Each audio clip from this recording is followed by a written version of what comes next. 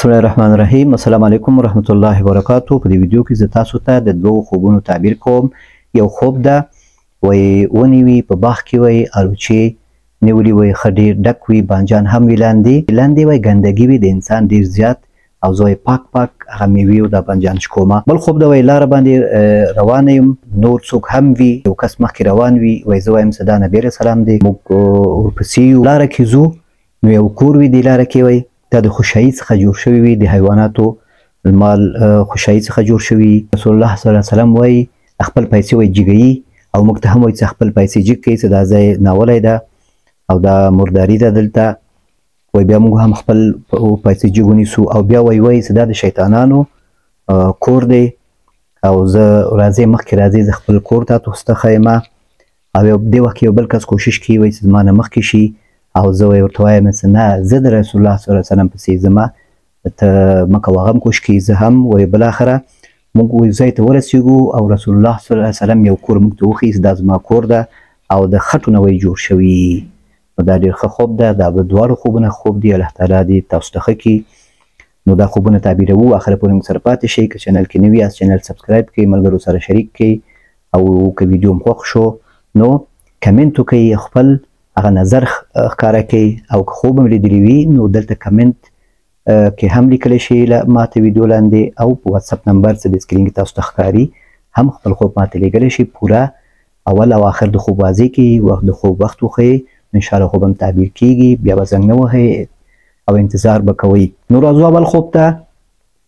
هغه اول خوب د الوچې وي په باغ کې ښه ډک وي. نو د میوو په باره کې د الوچې، انګور، انار د میوې څه په خوب کې کتل کېږي، تازه میوه، وچه میوه، دا څه تعبیر لري او کم یو ښه ده په تعبیر کې، دا دواړه ما تاسو ته بیان کړي. بل ویډیو ده د چینل کې ده د تعبیر ډول ما وپنست. وچه میوه په خوب کې نسبت تازه میوې ته ښه تعبیر لري. په دې وجه باندې زموږ تاسو په ژوند کې چې کله تازه میوه موږ اخلو هغه ډېر نه ساتل کېږي، خرابېږي. نو وچه میوه څه ده، هغه بیا په طریقې سره وچ شوي هغه ډېر وخت ساتل کېږي. نو دا تازه میوه او وچه میوه په خوب کې کتلو صرف دومره فرق ده. تازه میوه څه ده، په هغه رزق او روزي او آرزوګانو او د ژوند د ثمراتو باندې تعبیر کېږي، هغه زودګذر ده، ډېر کم وخت وي. او وچه میوه چې کله وکتل شي هغه بیا په هغه نعمتونو ښه نعمتونو او زموږ د ژوند دغه ثمرات او آرزوګانې باندې تعبیر کېږي، هغه همیشه پاتې کېږي، ډېر وخت پاتې کېږي او هغه دوامدار وي. نو په دې سبب باندې د وچ تازه میوه څه ده، چې تا ونې کتلي د الوچې، نو دا الوچه کې بیا ترشوالی هم ده. نو معنا ده که ستا ژوند کې څه کمی زیاتی وي، څه سخت حالات در باندې راځي، مسافرې تکلیف در باندې راځي، د وطن نه لرې والی، د کور نه لرې والی، دا وزغمه. دا هم د الله تعالی یو نعمت ده. دا الوچه دا هم یو نعمت ده، دا هم یو تازه میوه ده. دغسې دا د ژوند برخې هم همدغسې وي، کله کله ترخې وي او کله خوږې وي. نو دا ټول باید موږ د دې لپاره چې د خوږو په خوند باندې پوه شو، نو د ترخو حالتونه باید تیر کړو. او ته بیا وایي چې بانجان هم وي ښه غټ نیولي وي. نو دا بانجان څه ده، بانجان هم رنګ که رومي بانجان درنه مراد وي، نو سوروالی، جذبات او احساسات، حالتونه چې پاک انسان خوشحاله وي، پاک انسان جذباتو کې وي. او که تور بانجان نه مراد وي، نو تور بانجان نه مراد، تور بانجان څه ده، هغه لږ رنګ تیره ده، یعنې د ژوند لږ سخت حالتونه خو غټ وي. نو معنا دا چې ستا په ژوند کې دا مسایل شته، که ته پورته ښه حالتونه هم شته، داسې حالتونه چې هغه حالتونه چې دي هغه ډېر خواږه حالتونه نه دي، او لږ سخت د هغه هم شته. او ته بیا وایي چې ګندګي او ډکې متیازې ډېر زیات وي دا لاندې په ځمکه باندې بانجانو کې، او ته بیا بره شکوې چې هغه ګنده ستا لاسته رانشي. نو ګندګي څه ده په خوب کې، د هغه وخت ښه تعبیر لري، دا د انسان ګندګي یا د حیوان وي چې کله ته دې نه په تکلیف کېږي، نه ډېر وګورې، بوی نه په تکلیف نشي، ستا پښې، ستا لاسونه، ستا کالي چې ککړ نشي، نو دې وخت کې بیا ښه تعبیر لري. په دې باندې تعبیر کېږي چې مال زیاتېږي، ځکه دا ګندګي د انسان د مواد غایطه یا د ادرار څه کله زیات وګورې، نو معنا دا ده چې زیات خوراک تا کوي، زیات خوراک کوي، ځکه دا مواد زیات دي، پریماني وي. نو دا ښه تعبیر لري. په دې صورت کې چې ته ضرر ونه ګورې او تا څه تکلیف ونه رسېږي، د بوی نه یا په کالي دې ونه لګېږي یا مناسب ځای کې وي، نو بیا ښه تعبیر لري. او څه کله ته دا په خوب کې وګورې چې دا پښې دې پرې ککړ کېږي، لاسونه دي یا بوی نه پې تکلیفېږي، یا درته ډېر بد معلومیږي او په عذابېږي کتلو نه، بیا په حرام مال باندې تعبیر کېږي، مشتبه مال باندې تعبیر کېږي. او په حرامو کارونو باندې تعبیر کیږي څنګه کې مصروف نو په هغه صورت کې بیا ښه تعبیر نه لري. نو دا ستا خوب څه ده؟ نو که چېرته په دې خوب کې د ګندګي او د امتیاز ګورې که دې نه په تکلیف شوی د بوی نه یا ګرځېدلو وخت کې سختي سره نو معنا دا یو څه مشکلات شته د مال جمع کولو کې د نعمتونو استعمال کې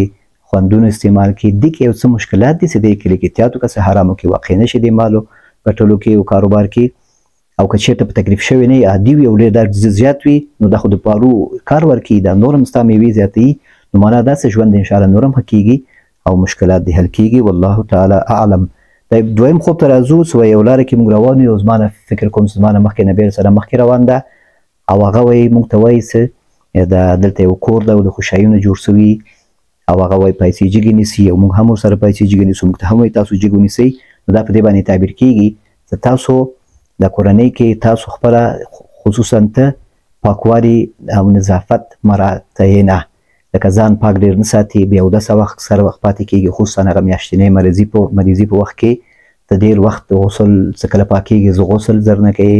ځان نه پاکوي کالي دې پاک نه ساتي د لمونځونو په وخت کې کوشش وکړه چې اودس وکړي او جاینماز واچوي څه کله تا باندې هغه میاشتنۍ مریضي وه یو هفته 5 ورځې هغه وخت کې ته باید جاینماز واچوي د لمونځ په وخت کې خپل جاینماز باندې کښېني ذکر وکړي ذکر ته کولی شي کلمات د استغفار الحمدلله سبحان الله الحمدلله د کلمات ولا حول ولا قوة الا بالله اعوذ بالله بسم الله دا ټول ته ویلی شي نو هغه وخت کې ته لږ کوشش وکړه چې د مخصوصې ورځې د اذانولو لپاره چې دي په دغه کې ته ځان ډېر زیات د هر څه نه لرې نه کړې چې بیخي نه ځان وینځي نه لاسونه وینځي نه سنجاسې وهې او نه کالي دې پاکوي او نه څه کله پاک شي بیا زر غسل هم نه کوي دغه کې بیا څه تکلیفونه انسان ته زنانو ته پیدا کېږي نو هغه شیانو نه ته لږ وساته ځان په دې خوب کې تا ته دا یو تنبیه ده او د شریعت لخوا همدغه بیان ده چې ته باید ځان پاک وساتې ځکه په دې خوب کې د نبي سره مخکې راوړه ته ورپسې معنا دا چې ته همیشه کوشش کوې چې د نبي سره تابعداري وکړې د نبي سره هغه سنتونه عملي کړې خو په دغه برخه کې زنانه بیا لږ سست دي نو ته هم سست یې تا نه غفلت کېږي بې اودسي کې پاتې کېږي ډېر وخت د بې اودسي کې ځان مه پرېږده او بیا څه تا ته د خوشحایو هغه کور وښیي او نبي سلم تا ته وایي دا د شیطانانو کور دی نو معنا دا څه داسې ځایونو کې مه ګرځه داسې ځایونو ته مه ځه هغه ځایونه کې مردار ځایونه دي تشناب کې ډېر وخت مه تېروه په تشناب کې خپل کاري مه ځوړندوه تشناب کې خپل کاري ځوړندول د ماشومانو د زنانو دې سره څه بد اثرات پیدا کېږي په کالي باندې حتی وایي چې 40 ورځې ته هغه مر ته واچوي په څو طریقو هغه وینځي چې هغه اثرات بیا لاړ شي نو تشناب کې هېڅ شی به نه پرېږدي ځکه تشناب کې چې نبي وسلم تشناب ته تو نو خپل ټول بدن شی ورسره و ګوته ورسره مسواک و دسمال و څومره شی ورسره ټول بیرون پرېښوده بیا تشناب ته ننوته ځکه تشناب کې یو ګیس خارجېږي یو بوی وي یو ګیس خارجېږي او هلته څه اثرات وي ځکه دا ځای مردار ځای ده دا د جنیاتو د شریرو مخلوقو د شیطانانو دا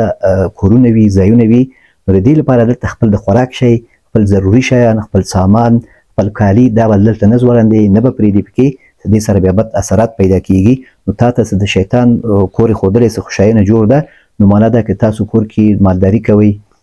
یا تشنابونه هم داسې وي چې ډېر بې ځایه ځای وي ډېر مردار وي نو هغه کې لږ کوشش وکړئ پاکي او صفایي ځان نه وساتئ د مرداریو نه که د حیواناتو مردار وي که د انسانانو یا تشناب داسې بې رقم وي نږدې وي ډېر کوټې ته بوی راځي دروازه یې خلاص وي یا کالي پکې ځوړندوئ دغه مسایلو کې لږ احتیاط وکړئ ستاسو څومره تکلیفونه دي وسواس درته وي عصبي تکلیف وي مشکلات وي مریضي وي او ذهني مشکلات وي او نور تکلیفونه یي نو هغه ټول انشاءالله ختمیږي او ستا مشکلات الله تعالی حل کوي چې په دغه طریقې سره ته عمل وکړې چې ځان پاک وساتې او دا بیا بل کس تا نه مخکې کېږي نو معنا ده چې ته په دینداري کې ډېر زیات کوشش کوې چې دینداري ځان دینداره وښیې دینداري کوې او د نبي سلم په طریقو باندې ته ډېر عمل کوې خو په دغه مسله کې لږ سست نو دا هم پوره کړه چې ستا د دینداري پوره شي او بیا چې نبي سلم خپل کور تاسو ته وښیي په آخره کې درته وایي دا زموږ کور د هغه د خټو نه جوړ شوي نو معنا دا چې ته د ښایست او د سرخي او سفیدي او دا د دنیا زرق و برق او ډېر ځان جوړول او ډېر کوشش کول چې خوراکونه ټول د بازار نه مصنوي خوراکونه هغه استعمالول دغه شیان کم کا ځکه دې کې مرض ده دې کې که څه تکلیفونه لري مشکلات دي وي نو هغه ټول د همدې نه پیدا کېږي چې ته ډېر کوشش کوي چې هغه کم مصنوي مواد دي چې هغه د ښایست لپاره استعمالیږي یا د کم خوراکونه دي هغه مصنوي خوراکونه دي بازار کې جوړیږي بند قوطیګانو کې وي هغه شیان ډېر مه استعمالوه چې دې سره ستا صحت هم خرابېږي دې سره ستا هغه مشکلات هم زیاتېږي څه کوم مشکلات دې وي نو که غواړې څه ښه ژوند وکړې ارام ژوند وکړې او شفا الله تعالی تاته درکړي مریضیان دې کم سي او مریضیان دې نه نو ته د خټو کور کې اوسېږه معنا دا سادګي و خټو کور نه مراد سادګي عاجزي او ساده مسایل استعمالول ډېر وخت د عصري وسایل نه استعمالول او کوشش کول څه په خوراکونه ټول طبیعي وي سبزي وخورئ ډېر او ډېر مصالې پکې وانه چې او طبیعي خوراکونه وکړي دې سره انشاءالله ستا خیر ده دې کې او ستا شفا ده ستا لپاره په دې کې شفا ده نو الله تعالی دې که څه مشکل وي مرض وي الله تعالی دې ته شفا درکړي او که څه وسواس وي تکلیف وي هم الله تعالی دا مشکل حل کړه او د خوب نه معلومیږي ستا مشکل حل کېږي انشاءالله دا یو څه قانع شوی په ژوند په ځینې مشکلاتو څخه ده نو هغه کې تا ځان برابر کړی دی انشاءالله کوشش کوي نو د خوب نه دا معلومیږي نو دا ډېر ښه خوب دی یو خوشخبري ده تا ته ته باید خوشحاله اوسېږي ستا ته داسې خوب کتلی دی او په دې کې تا ته رهنمایي شوی ده او ستا دې سره انشاءالله ستا مشکلات حل کېږي نو که دا خوب تعبیر ستا په زړه و نو ماته یو اطمینان بیا راکړه کمنټ کې چې نور مسلمانان هم یو ګټه واخلي فایده واخلي زه هم خوشحاله شم چې زما تعبیر څه او که څه نظر دی او څه سوال دی نو کولی شې چې ما سره شریک کړي پوښتنه وکړي وضاحت وغواړئ همدلته کمنټ کې یا په واتساپ کې انشاءالله زه نه خفه کېږم نو تا ته وضاحت درکوم نو دا وي د نن ورځې ویډیو نو تر آینده ویډیو پورې تاسو په الله سپارم السلام علیکم ورحمة الله وبرکاته